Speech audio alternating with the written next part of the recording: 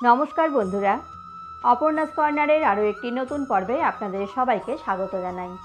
আজকের পর্বে থাকছে 2024 সালের বিপত্তারিণী পূজার সঠিক সময়সূচি, পূজার শুভ মুহূর্ত, বিপত্তারিণী পূজার উপকরণ, বিপত্তারিণী পূজার 13 বিধির নিয়ম, পূজার মন্ত্র এবং বিপত্তারিণী পূজার দিন কোন কাজগুলি একেবারেই করবেন না। 12 মাসে যত ব্রত আছে তার মধ্যে সর্বশ্রেষ্ঠ ব্রত বিপত্তারিণী ব্রত। এই ব্রত পালন করলে জীবনের সুখ, শান্তি, সমৃদ্ধি বজায় থাকে। দেবী দুর্গার 108 রূপের এক রূপ মা বিপত্তারিণী। শ্রী শ্রী নারদ মুনি দেবাদিদেব মহাদেবকে জিজ্ঞাসা করায় উত্তর পেয়েছিলেন, আমাদের বিভিন্ন রূপের পুজো করা দেবদেবীর মধ্যে এই দুর্গে দুর্গতি নাশিনী, অভয় বিনাশিনী বিপত্তারিণী মা দুর্গে, এই মা দুর্গার একটা রূপ মা বিপত্তারিণী। যে নারী ভক্তিভরে এই ব্রত পালন করেন, ভবসুন্দরী তার সব বিপদ দূর করেন। সে নারীকে কখনো বৈধব্য যন্ত্রণা ভোগ করতে হয় না। মামলা, মোকদ্দমা, বিরহ যন্ত্রণা ইত্যাদি সকল বিপদ থেকে মা উদ্ধার করেন।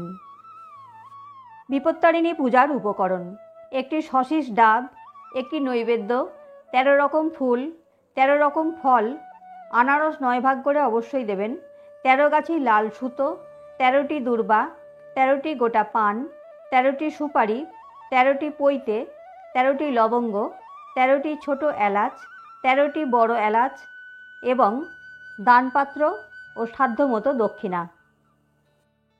বিপত্তারিণী পূজার 13 বিধির নিয়ম: পূজার আগের দিন অবশ্যই নিরামিষ খেতে হবে। পূজার দিন সকালে ঘুম থেকে উঠে স্নান সেরে লাল রঙের শুদ্ধ বস্ত্র পরতে হবে। তারপর পুরো বাড়ি পরিষ্কার করে ঘরের সব কোণে ভালো করে গঙ্গাজল ছিটিয়ে দিতে হবে।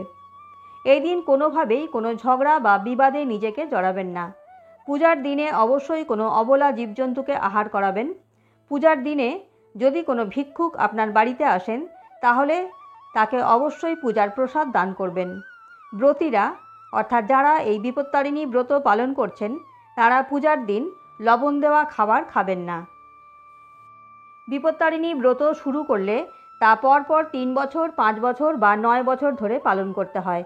বিপত্তারিণী পূজার তিথি যতক্ষণ থাকবে সেই সময়কালে নখ, চুল, দাড়ি একদমই কাটবেন না। বিপত্তারিণী পূজার ডুরির প্রত্যেকটিতে 13টি করে গিঁট দেবেন, 13টি করে দূর্বা ডুরিতে বাঁধা থাকবে। এরপর সেই ডুরি মায়ের পায়ে প্রদান করবেন। বিপত্তারিণী পূজার দিন ঠাকুরকে যে নৈবেদ্য প্রদান করবেন সেই নৈবেদ্য খেয়েই উপবাস ভঙ্গ করতে হবে। বিপত্তারিণী পূজার দিন 13টি ফুল, 13টি ফল, 13টি লুচি, 13টি পান এবং 13টি সুপারি অবশ্যই প্রদান করবেন। বিপত্তারিণী পূজার দিন ব্রতীরা চালের তৈরি কোনো জিনিস একেবারেই খাবেন না। বিপত্তারিণী পূজার দিন পূজা শেষ হলে অবশ্যই ব্রতকথা শুনতে হবে বা পাঠ করতে হবে, তবেই ব্রত সমাপ্ত হবে। 2024 সাল বা 1431 বঙ্গাব্দে বিপত্তারিণী পূজার প্রথম দিনটি হল 9ই জুলাই 2024, 24শে আষাঢ় 1431 মঙ্গলবার। পূজার শুভ সময় হল সকাল 5টা 45 মিনিট থেকে বিকাল 5টা পর্যন্ত। এই বছর অর্থাৎ 2024 সাল বা 1431 বঙ্গাব্দে বিপত্তারিণী পূজার দ্বিতীয় দিনটি হল 13ই জুলাই 2024, 28শে আষাঢ় 1431 শনিবার। পূজার শুভ সময় হল সকাল 5টা 15 মিনিট থেকে বিকাল 5টা 20 মিনিট পর্যন্ত। এখন বলবো বিপত্তারিণী পূজার দিন কোন কোন কাজগুলি একেবারেই করবেন না। মনে রাখবেন, বিপত্তারিণী পূজায় কিছু ভুল হলে তার ফলে সংসারে আর্থিক সমস্যা দেখা দিতে পারে, পাশাপাশি ব্যবসা বা চাকরিতে লোকসানের মুখেও পড়তে পারেন।